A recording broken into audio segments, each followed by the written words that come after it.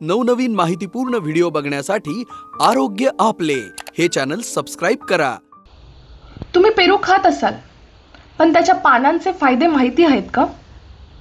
पेरू हे फक्त एक चविष्ट फळ नाही, तर त्याची कोवळी पानेही आरोग्यासाठी अनेक प्रकारे उपयुक्त मानली जातात। मग पेरू खाण्याचे आणि पेरूच्या पानांचे नेमके फायदे कोणते? नमस्कार मित्रांनो, स्वागत आहे आरोग्य आपले या यूट्यूब चॅनलवर। आणि आज आपण जाणून घेणार आहोत पेरू खाण्याचे आणि पेरूंच्या पानांचे आश्चर्यकारक फायदे। पेरू हे आपल्या देशात सहज उपलब्ध होणारे चविष्ट आणि पौष्टिक फळ आहे।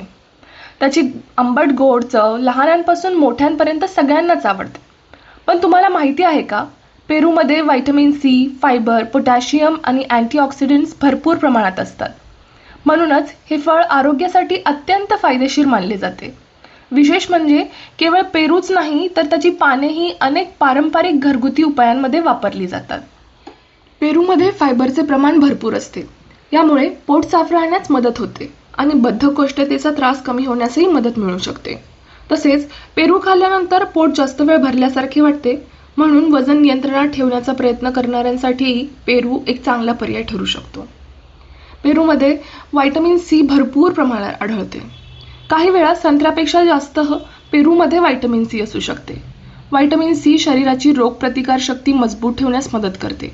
म्हणून वारंवार सर्दी खोकल्याचा त्रास होत असेल तर आहारात पेरूचा समावेश फायदेशीर ठरू शकतो। पेरूमधील अँटीऑक्सिडंट्स शरीरातील पेशींना होणाऱ्या ऑक्सिडेटिव्ह तणावापासून संरक्षण देण्यास मदत करतात। यामुळे त्वचेचे आरोग्य टिकवून ठेवण्यास मदत मिळू शकते।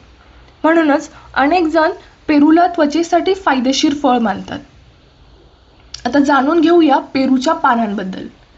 अनेक पारंपरिक घरगुती उपायांमध्ये पेरूची कोवळी पाने वापरली जातात। विशेषतः शरीरात उष्णता वाढल्यास किंवा तोंडात वारंवार फोड येत असल्यास काही लोक 2 ते 3 कोवळी पाने स्वच्छ धुवून चघळतात। हा एक पारंपरिक उपाय मानला जातो। पेरूच्या पानांमध्ये काही नैसर्गिक वनस्पती घटक आढळतात, म्हणून काही लोक तोंडाची स्वच्छता राखण्यासाठी आणि हिरड्यांच्या आरोग्यासाठीही पेरूची पाने वापरतात। यामुळे तोंडाला ताजेतवाने वाटण्यास मदत मिळू शकते। काही जण पेरूच्या पानांचा चहा किंवा काढा तयार करून पितात। पारंपरिक पद्धतीनुसार हा काढा पचन सुधारण्यासाठी आणि घशाच्या किरकोळ तक्रारींमध्ये वापरला जातो। मात्र कोणतीही घरगुती उपाय मर्यादित प्रमाणातच करावा। काही आरोग्य समस्या असल्यास डॉक्टरांचा सल्ला घेणे अधिक योग्य ठरते। पेरू खरेदी करताना या गोष्टी लक्षात ठेवा। पेरू खरेदी करताना फळ ताजे आणि वजनदार निवडा। फार जास्त डाग असलेले किंवा सुरकुतलेले पेरू टाळा। पिकलेल्या पेरूला हलका गोड सुगंध येतो आणि त्याची चवही अधिक छान लागते। थोडक्यात सांगायचं झालं तर पेरू पचन संस्थेसाठी फायदेशीर ठरू शकतो, रोगप्रतिकार शक्ती मजबूत ठेवण्यास मदत करू शकतो, त्वचेच्या आरोग्यासाठी उपयुक्त मानला जाऊ शकतो आणि त्याची कोवळी पानेही काही पारंपरिक घरगुती उपायांमध्ये महत्त्वाची मानली जातात।